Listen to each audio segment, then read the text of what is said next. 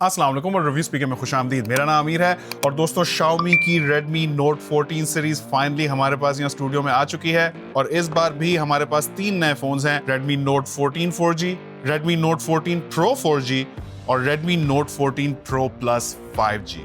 और ये Redmi series Xiaomi के साथ साथ पूरी मोबाइल फोन मार्केट के लिए हमेशा से एक बहुत ही इंपॉर्टेंट और इन्फ्लुएंशियल सीरीज रही है। माजी में हमने इस Redmi Note सीरीज में बहुत सारे अच्छे डिवाइसेस देखे हैं और इनका सबसे मेन सेलिंग पॉइंट होता है good value for money.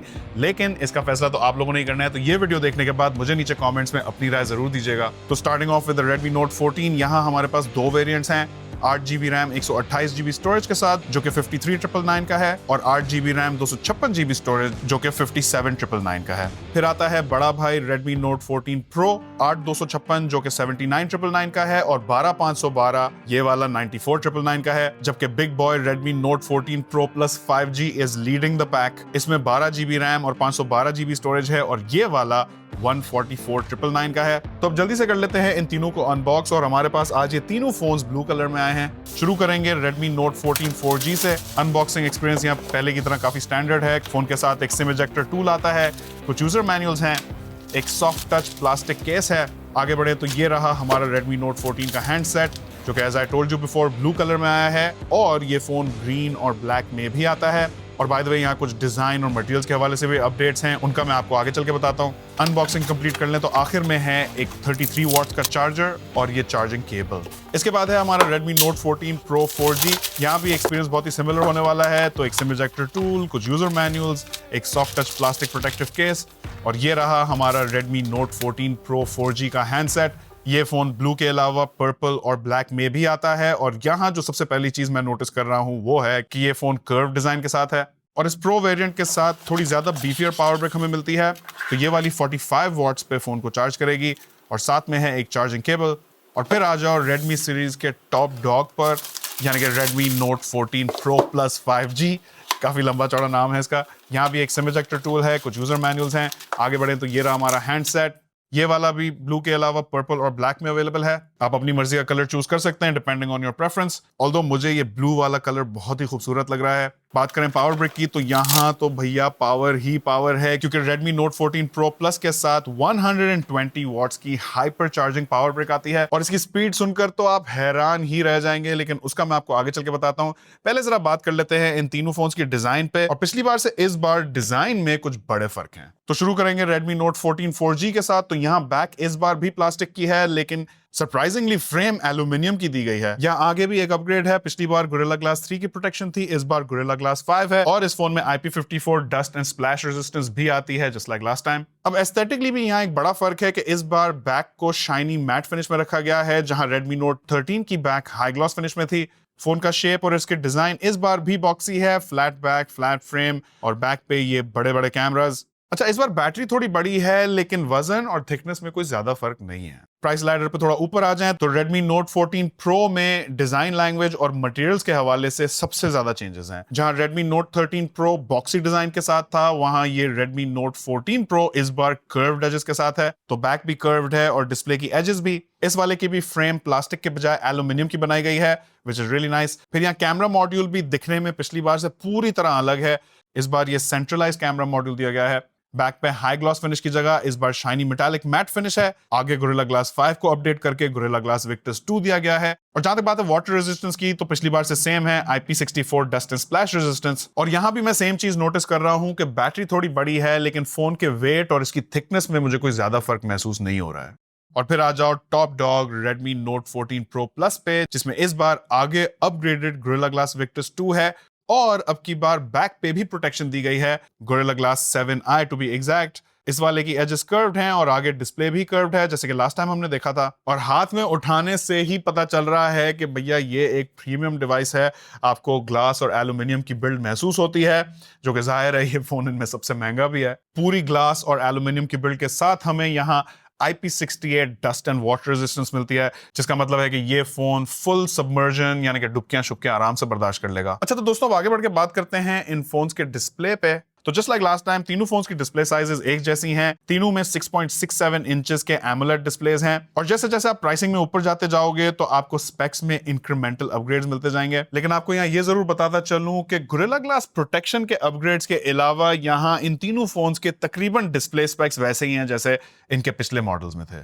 Redmi Note 14 4G में ये फुल HD AMOLED डिस्प्ले है 120 हर्ट्ज के रिफ्रेश रेट के साथ और ये बहुत ही ब्राइट पैनल है, 1800 निट्स की पीक ब्राइटनेस देता है। इस फोन में एक under display optical fingerprint sensor भी दिया गया है।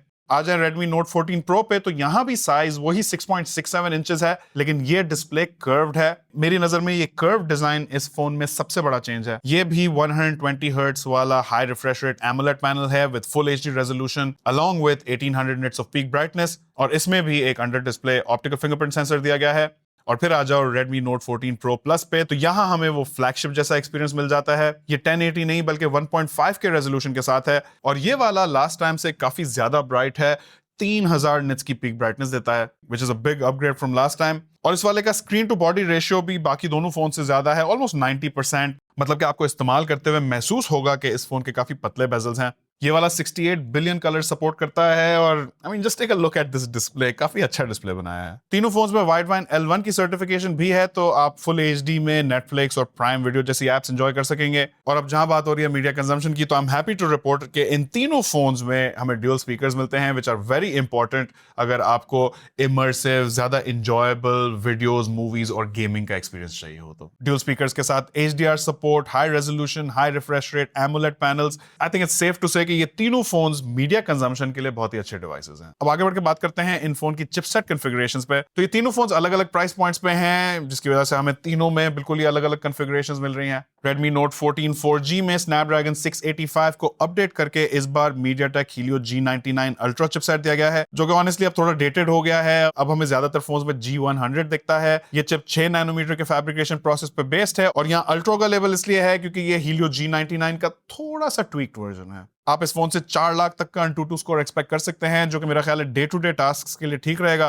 रैम यहाँ 8 GB है जैसा कि आपको पहले बताया और स्टोरेज के यहाँ 128 GB और 256 GB के दो वेरिएंट्स हैं जो कि UFS 2.2 स्टोरेज है और इसे आप एक्सपैंड भी कर सकते हैं क्योंकि इस फोन में एक हाइब्रिड सिम स्लॉट दिया गया है। आ जाओ Redmi Note 14 Pro पे तो यहाँ पिछली बार के Helio G99 Ultra को अपग्रेड करके इस बार हमें G100 Ultra चिपसेट दिया गया है।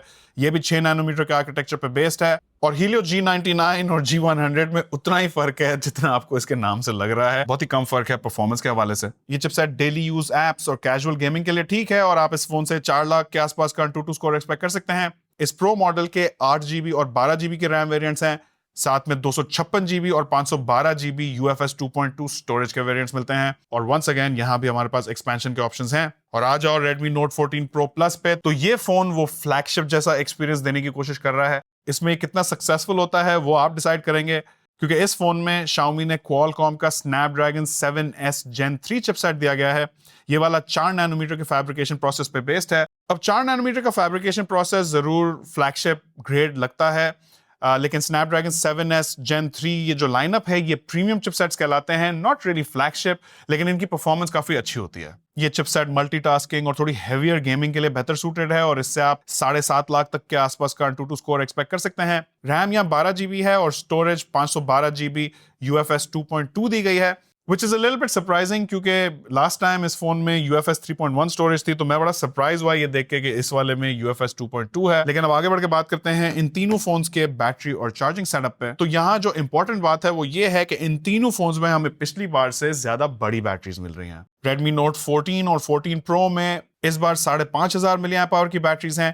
लास्ट टाइम दोनों में 5000 mAh थे जबकि Pro Plus 5G में इंक्रीज थोड़ा कम है, यहाँ 5110 mAh की बैटरी, तो कोई बहुत ज्यादा फर्क नहीं है। जहां तक बात है चार्जिंग स्पीड की तो इन तीनों फोन्स की चार्जिंग स्पीड्स डिफरेंट हैं। Redmi Note 14 4G में same as last time 33 watts की फास्ट चार्जिंग है जो कि इस प्राइस पॉइंट पे ऑनेस्टली बेयर मिनिमम है। 33 वॉट अब आप ज्यादातर फोन्स में देखते हैं, इससे काफी कम प्राइस फोन्स में भी आपको 33 वॉट की चार्जिंग ही मिलती है। इससे कम होती तो मैं बहुत ही ज्यादा डिसअपॉइंटेड होता, लेकिन चलो 33 वॉट्स की चार्जिंग है। लेकिन 33 वॉट्स की चार्जिंग से ये आधे घंटे में आधी बैटरी चार्ज कर लेता है और 1 घंटा 10 मिनट में पूरा चार्ज हो जाता है, which is not slow.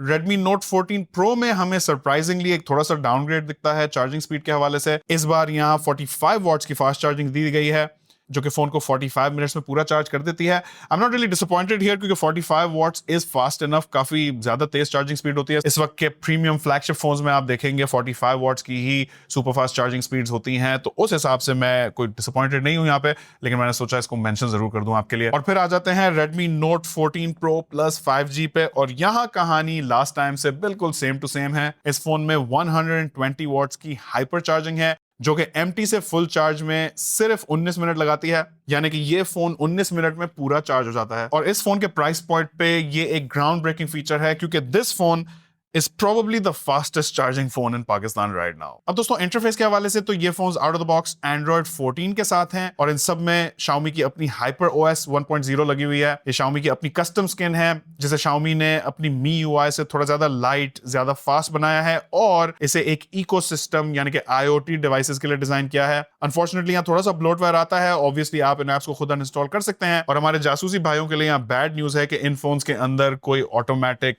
Secret call recorder नहीं आता, तो आप अपने दोस्तों पे स्पाई नहीं कर सकेंगे। लेकिन इस बार जो एक नई चीज है वो है AI, which seems to be a big theme with all phones launching now। यहाँ भी Xiaomi ने कुछ AI फीचर्स डाले हैं, जैसे कि Google Gemini, जो कि बेसिकली चैट GPT और वॉइस असिस्टेंट के तौर पे काम करता है। कह लें ये एक AI पावर्ड वॉइस असिस्टेंट है। और इन फोन के कैमरास में भी कुछ AI फीचर्स दिए गए हैं, जैसे कि AI Sky और AI Erase। और अब बात करते हैं इन तीनों फोन्स के कैमरास की। तो यहाँ Redmi Note 14 में थोड़ा सा अलग सेटअप है, जबकि 14 Pro और Pro Plus 5G में लगभग आइडेंटिकल सेटअप्स हैं। Redmi Note 14 4G में 108 मेगापिक्सल का मेन कैमरा दिया गया है, जो कि 3x इन सेंसर जूम सपोर्ट करता है, सेम एज लास्ट टाइम। ये in sensor zoom traditional zoom से थोड़ा सा डिफरेंटली काम करता है। ये सेंसर को क्रॉप करके इमेजेस कैप्चर करता है, तो रेजोल्यूशन 12 मेगापिक्सल ही रहता है और पिक्सल्स डिस्टॉर्ट नहीं होते। साथ में यहाँ 2 मेगापिक्सल का डेप्थ कैमरा है, और इस बार 8 मेगापिक्सल के अल्ट्रा वाइड कैमरा को खैरबाद करके 2 मेगापिक्सल का मैक्रो कैमरा दिया गया है। I am really gonna miss that ultra wide camera. Selfies की बात करें तो 16 मेगापिक्सल की जगह इस बार हमें 20 मेगापिक्सल का सेल्फी शूटर दिया गया है, तो आप पिछली बार से इस बार एक माइनर क्वालिटी इंप्रूवमेंट एक्सपेक्ट कर सकते हैं।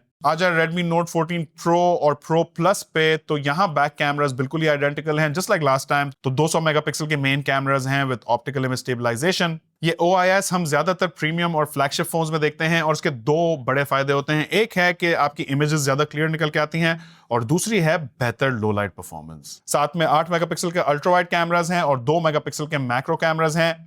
अल्ट्रा वाइड कैमरा तो यहाँ काफी यूजफुल है। Macro camera usually in phones के अंदर ट्रिपल कैमरा सेटअप के लेबल के लिए लगाया जाता है। सेल्फीज की तरफ आ जाएं तो Redmi Note 14 Pro में इस बार एक बड़ा अपग्रेड है। पिछली बार 16 मेगापिक्सल का सेल्फी कैमरा था, जबकि इस बार 32 मेगापिक्सल का सेल्फी कैमरा दिया गया है। जबकि Note 14 Pro Plus में हमें 16 मेगापिक्सल की जगह इस बार 20 मेगापिक्सल का सेल्फी शूटर दिया गया है, जो कि मुझे थोड़ी सी स्ट्रेंज बात लगी क्योंकि मैं यहाँ भी 32 मेगापिक्सल का सेल्फी शूटर ही एक्सपेक्ट कर रहा था। But megapixels aren't everything. यहाँ आप थोड़े से सैंपल्स देख सकते हैं कि इस फोन की सेल्फी परफॉर्मेंस कैसी है। तो दोस्तों अब मैं अगर आपको अपनी थॉट्स इन तीनों फोन्स पे दे दूं, तो मेरे ख्याल में इस बार Redmi Note 14 सीरीज की जो सबसे बड़ी थीम है वो है AI और ड्यूरेबिलिटी के अराउंड, क्योंकि इंटरफेस में अब हमें कुछ नए AI फीचर्स दिए गए हैं, और साथ ही साथ इन फोन्स की डिजाइन, मटेरियल्स और खासकर ड्यूरेबिलिटी में हमें थोड़े बड़े अपग्रेड्स दिख रहे हैं।